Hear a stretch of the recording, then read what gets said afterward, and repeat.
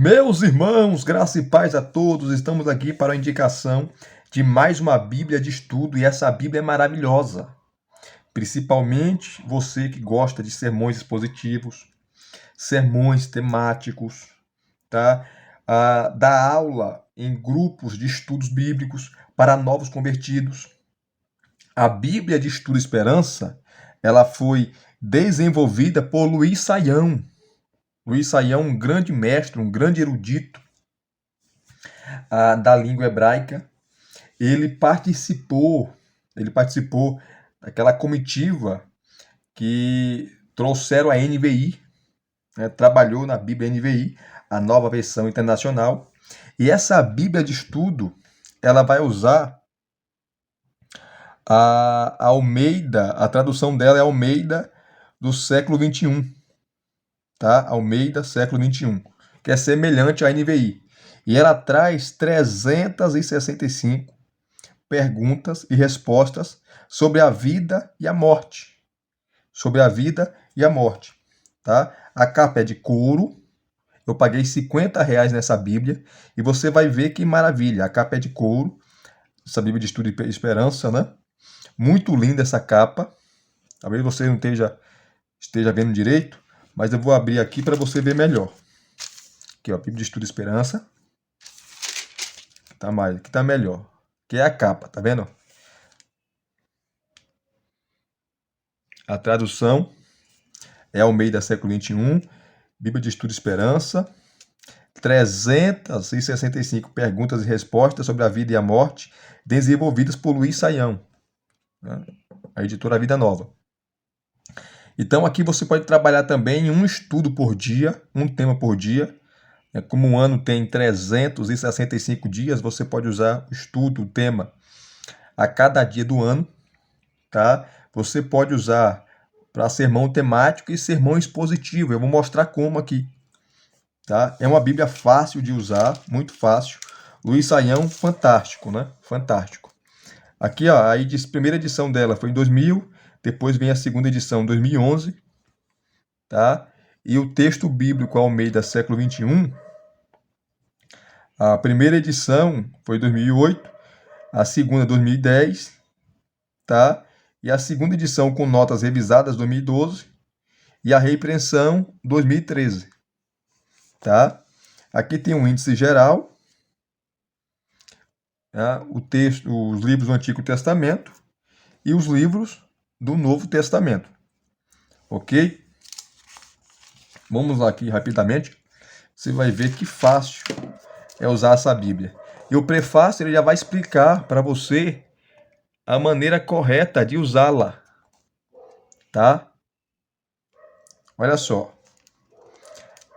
É com grande alegria e satisfação que Edições Vida Nova apresenta a Bíblia de Estudo e Esperança a todos os falantes da língua portuguesa que se interessam pela palavra de Deus.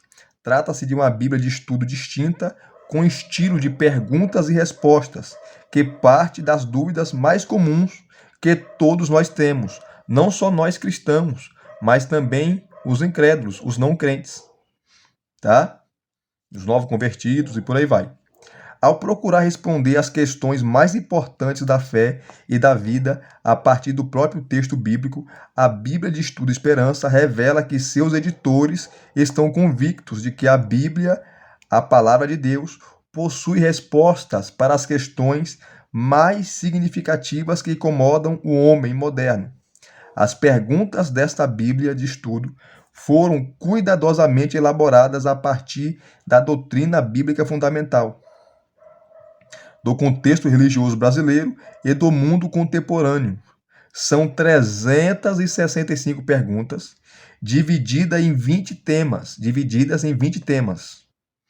distintos, que são os seguintes temas. Aqui estão os temas, tá? Onde essas 365 perguntas estarão espalhadas no decorrer dessa Bíblia.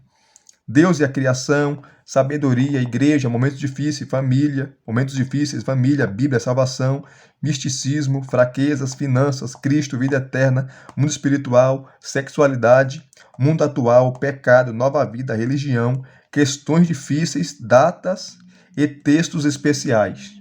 Esses são os 20 temas desenvolvidos aí ou elaborados em 365 perguntas, tá? Olha só, continuando aqui, ó. A maneira prática e fácil de utilização dessa Bíblia de estudo merece atenção. O leitor descobrirá que cada pergunta tem um número e é classificada de acordo com seu tema. Cada pergunta é acompanhada de sua referência bíblica e também de seu número de página, facilitando assim a consulta de quem está começando a conhecer a Bíblia. Para o proveito adequado do leitor, alguns passos devem ser dados.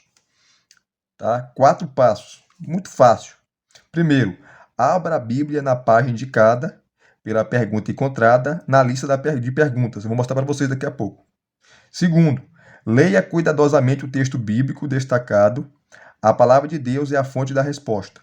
Terceiro, leia o comentário que discute a pergunta no quadro.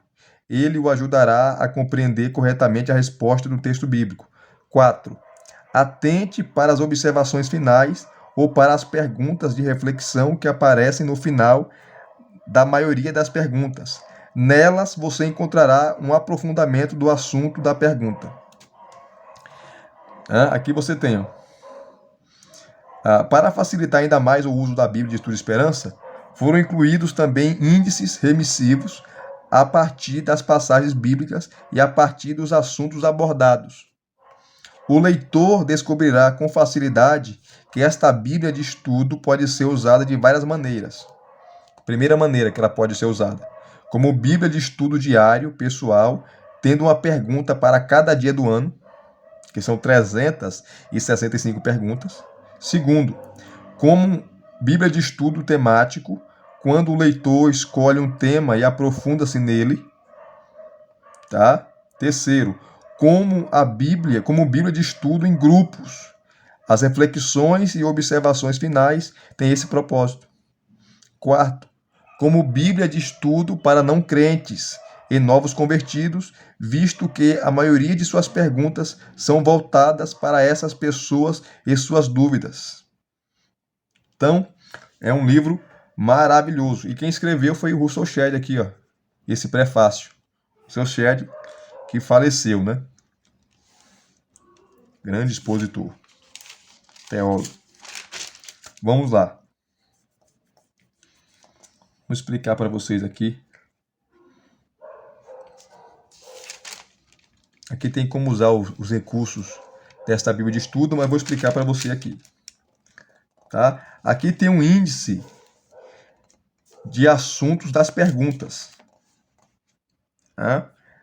As 365 perguntas. Eu vou só mostrar uma parte aqui. Ó. Você tem um tema, tá? O texto, a pergunta e a página. Então, o tema, abandono da parte dos pais, os órfãos.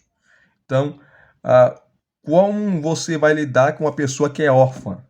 Então, você pode trabalhar em grupo, você pode trabalhar no individual, você pode trabalhar com pessoa que não é crente, com novos convertidos. Então, você pode pregar tematicamente, você pode pregar textualmente, você pode pregar tematicamente sobre esse assunto. O texto é o Salmos 27:10. Aí tem a pergunta e a página, tá? A pergunta e a página. Quer ver, ó? Vamos lá. Página 520. Você pega aqui, ó. Você vai na página 520. Aqui tá as páginas, ó. 115. Você vai na 520. Vamos lá ver. Está no livro de Salmos.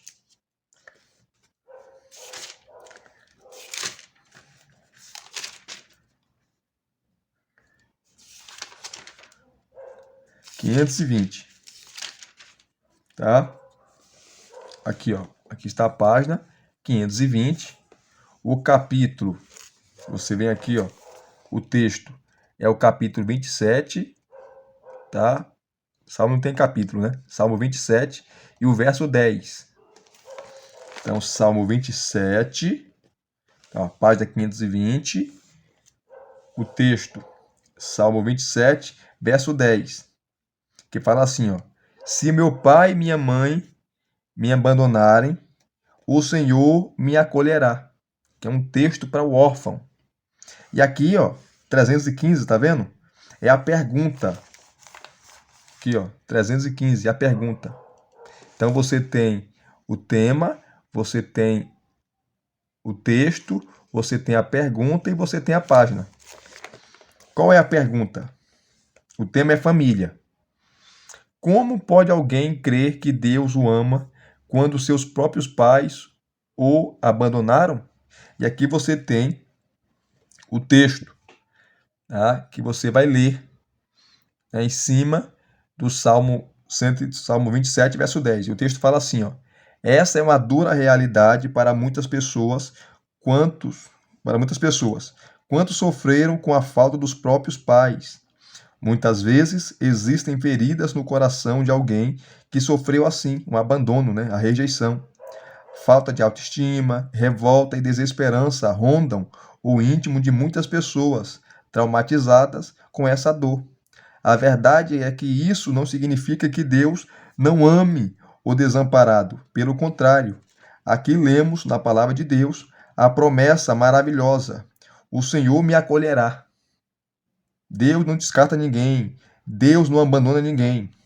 Só Deus tem o poder de transformar as experiências mais difíceis da vida em grandes vitórias. Tá? Reflexão. Aí vem as perguntas para a reflexão. Você pode trabalhar em grupo, você pode trabalhar numa mensagem, você pode trabalhar para o novo convertido, para o não crente, com as famílias, tá? No discipulado, enfim. Com pessoas órfãs, tá? Que não tem pai e não tem mãe. Aí vem a reflexão, que são as perguntas. 4 perguntas aqui, ó. Você é capaz de perdoar seu pai ou sua mãe pelo desamparo que você sofreu? Você pode fazer a pergunta para um órfão, né? Ou uma órfã. Você já falou com Deus sobre isso? Você sabia que Jefité, um grande libertador de Israel, um homem de Deus, era filho de uma prostituta? Juízes capítulo 11. E ele foi rejeitado pela sua família? Você sabia que a rainha Esté, que salvou o povo judeu do extermínio, não tinha nem pai nem mãe, mas ela foi criada pelo seu tio, Mardoqueu? Tá? O que essa história pode nos ensinar? O que essas histórias podem nos ensinar? Discuta o assunto. Então você pode pregar expositivamente, você pode pregar tematicamente, você pode expor esse tema no grupo, você pode expor esse tema para uma família, para uma pessoa órfã, tá? Para o novo convertido. Tá? Então abrange muitas coisas, são perguntas pertinentes para os dias atuais. Então é uma Bíblia maravilhosa. E aqui tem mais, ó. Aqui tem mais. Vamos pegar aqui, ó, sobre o aborto. Tá? Aqui, ó. Aborto. O tema é o aborto, tá vendo? E o texto está em Salmos 139, do 13 ao 16. A pergunta é a pergunta 342. 342 é a pergunta. E a página 574. Então, você vai lá no livro de Salmos, né? Na página 574. Vamos lá, ó. 574. Aqui está a página. Hoje tem várias leis aí que já permitem o aborto, né? Será que a Bíblia é a favor do aborto? Evidentemente que não, né? Então tá aqui, ó. Página 574. A pergunta lá, ó. 342, que é o mundo atual. E a pergunta é: seria justificável a prática do aborto? E o texto é Salmo 139, versículos 13 a 16. Você vai pegar o texto, tá? E vai começar a ler. 139, do 13, tá vendo aqui, ó, ao 16. Vamos ler o texto? Pois tu formaste o meu interior. tu me teceste no ventre da minha mãe. Sabe o que é tecer? Imagina uma pessoa que pega uma agulha, tá? E pega o pano e começa a tecer aquele pano, a costurar. E forma um desenho, forma um tapete, enfim. Foi isso que Deus fez. Deus nos teceu no ventre da nossa mãe. Foi Ele que fez nossos ossos, a nossa pele, a cor dos olhos, o cabelo, o nosso DNA. Olha só. Então Ele teceu. Então está falando da formação da vida, tá? Da criança no ventre, é uma alma, é um ser humano ali no ventre. Então aqui, ó, pois tu me formaste o meu interior, tu me teceste no ventre de minha mãe. Eu te louvarei, pois fui formado de modo tão admirável e maravilhoso. Tuas obras são maravilhosas, tenho plena certeza disso. Versículo 15. Meus ossos não estavam ocultos, tá? Meus ossos não te estavam ocultos, quando em segredo fui formado. E a formação começa pelos ossos, né? Depois vem a pele e por aí vai. Quando em segredo fui formado e tecido como esmero, nas profundezas da terra. Teus olhos viram a minha substância ainda sem forma, e no teu livro os dias foram escritos. Sim, todos os dias que me foram ordenados, quando nenhum deles ainda havia. Então é um texto que fala da criança do ventre, na formação da criança no ventre. Aí entra um tema atual que é aborto. Tá? O mundo atual, e a pergunta é 342, e tá aqui, ó. Seria justificável a prática do aborto? Aí você vai ler a dissertação aqui, ó. Como é possível tanta contradição? Há muitas pessoas que defendem as crianças, os direitos humanos e até os animais, e afirmam que o aborto é um direito, sendo apenas questão de opção. Quando uma sociedade perde seus valores, é lamentável que até a vida humana seja considerada um mero detalhe. Como pode um bebê, sangue da própria mãe, ser assassinado no ventre materno, sem que possa fugir ou defender-se? Haverá crueldade semelhante? Morrem mais crianças, olha só, pela prática do aborto do que adultos em guerra. Vemos aqui nesse salmo a confirmação de que o bebê que está dentro da barriga de sua mãe é um ser humano. Não se trata de parte do corpo da mãe, não é um simples órgão, é um ser humano e, como tal, deve ser tratado. A prática do aborto não tem aprovação de Deus. Não tem aprovação de Deus. E aqui um detalhe: as mulheres que abortam nos países que o aborto é livre, elas são 10 vezes mais propensas a não engravidar mais. Elas são 10 vezes mais propensas a ter doenças mentais ou psicossomáticas. Elas são 10 vezes mais propensas a ter depressão pós-parto, tá? Elas são 10 vezes mais propensas ao suicídio. Então, o aborto não faz bem ao corpo da mulher. Pelo contrário, só faz mal. E aqui você tem 4 perguntas para reflexão. Você, como falei, você pode trabalhar em grupo, você pode trabalhar numa pregação, você pode trabalhar no discipulado, enfim. Olha só, haverá diferença entre abortar um feto defeituoso e matar pessoas defeituosas que estão na sociedade? Que é a mesma coisa, né? Deixa a criança nascer, pega o porrete, dá na mão de alguém e fala assim, pode matar. Ninguém vai ter coragem. Mas no ventre todo mundo quer matar, né? Todos aqueles que defendem o aborto, um dia nasceram. Um dia nasceram. Segunda pergunta. Uma criança gerada no estupro tem culpa do que aconteceu? É uma pergunta complicada, mas a criança não tem culpa. Você sabia que mesmo quem pratica aborto pode ser perdoado e salvo por Cristo? Porque é um pecado, mas Cristo perdoa. Você não acha que uma sociedade que se acostuma com o aborto também aceitará facilmente outras formas de crueldade? Então, que maravilha, né? Então, você tanto pode expor o texto, de maneira expositiva, trazer o tema à tona do aborto, discutir o tema do aborto, tá? Ver as soluções, o que a Bíblia afirma.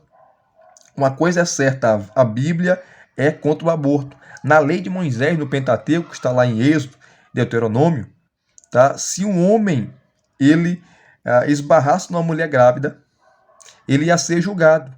Se fosse acidental, ele ia para a cidade de refúgio, né? Que a mulher podia perder o filho e o esposo dela que poderia ir atrás do camarada para matar, porque foi acidental. Então ele seria poupado.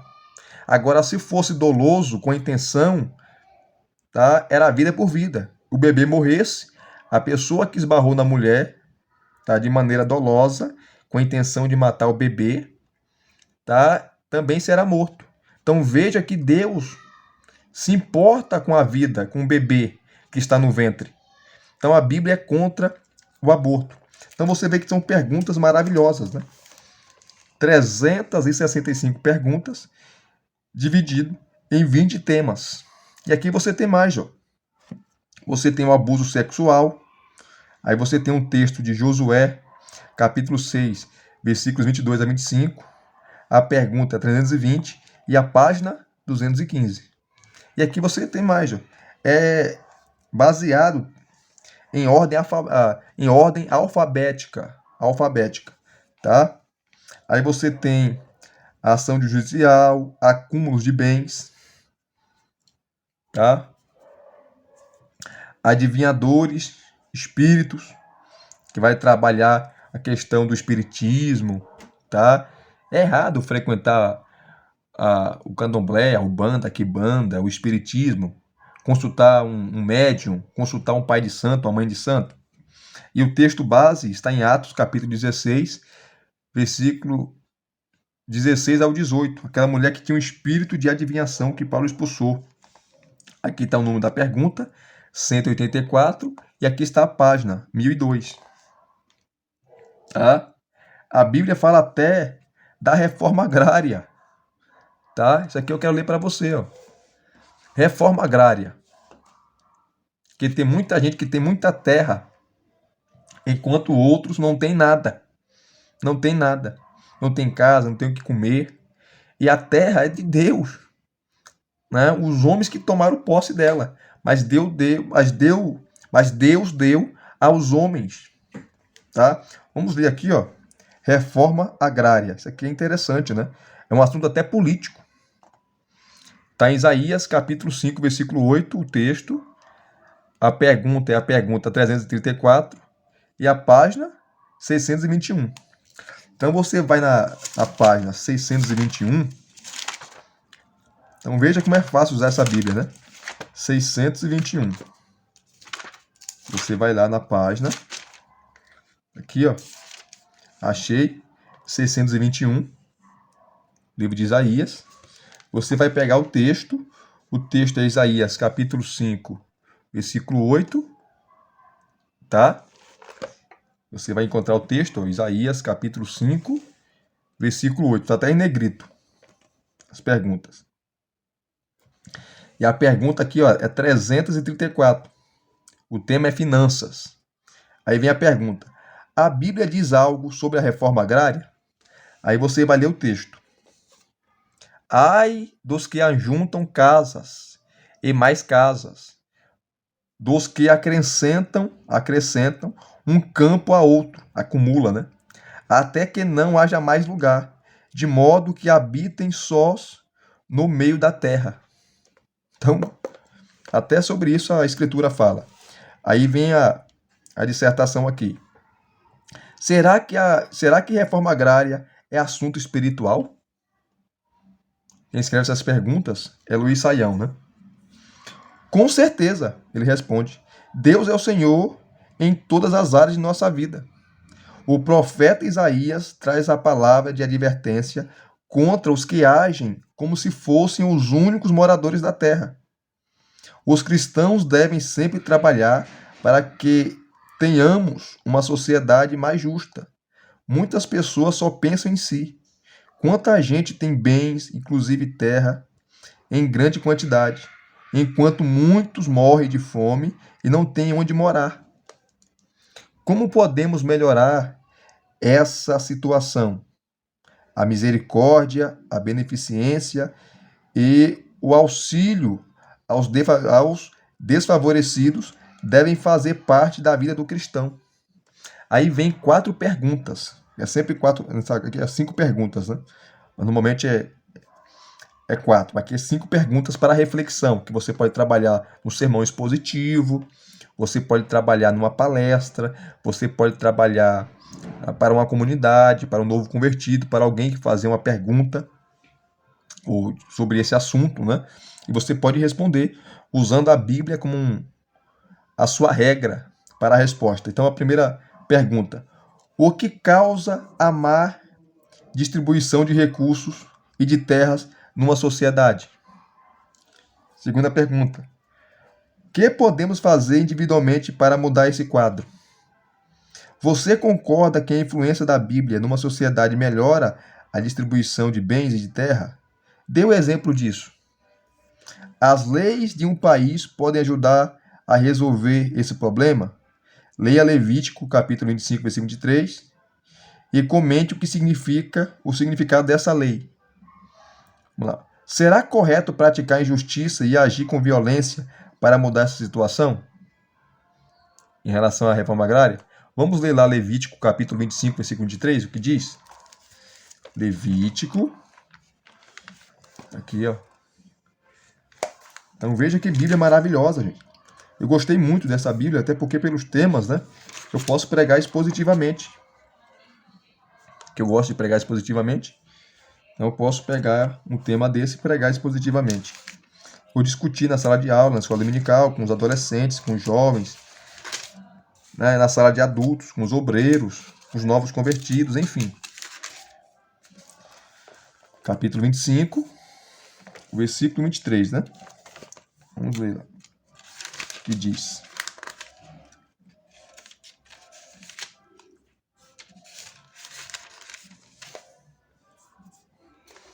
Aqui tá. O tema é o resgate de casas e terras. Olha o que diz. Não se venderão terras em definitivo, porque a terra é minha. Estais comigo como estrangeiros e peregrinos. Deus falando aqui, né? Deus falando. E hoje o que mais acontece? Pessoas compram terrenos e mais terrenos e mais terrenos. Tem muita terra, muitas casas, enquanto muita gente não tem um pedaço de terra para morar. Mora em favelas, em becos, valados, esgotos, em uma situação de calamidade. Então, vamos voltar aqui.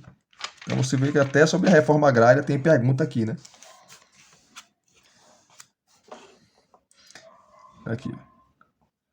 Aí tem mais aqui, ó. Cadê?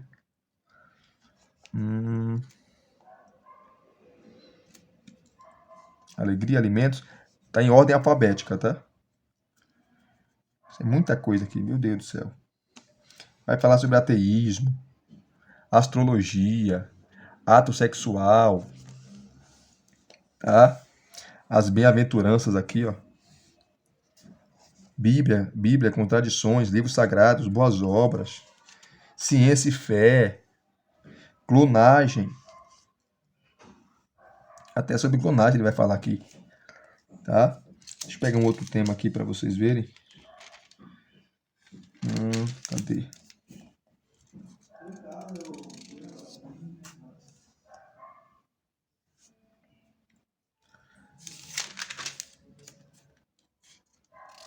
Cadê?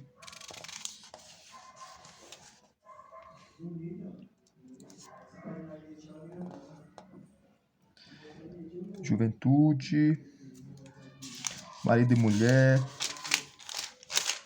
pegar um tema atual aqui. Pena de morte. Um tema polêmico também, ó. E aqui eu vou encerrar o vídeo, tá? É de A a Z, tá? Os temas. Tem ordem alfabética, como eu falei para vocês. Pena de morte. E aí? A Bíblia é contra ou a favor? Você vai pegar Números, que é o texto, capítulo 35, do 30 a 34. Na página, a pergunta é a pergunta 271. A página Aqui, ó. 172. Então vamos lá. Sobre pena de morte. Números, capítulo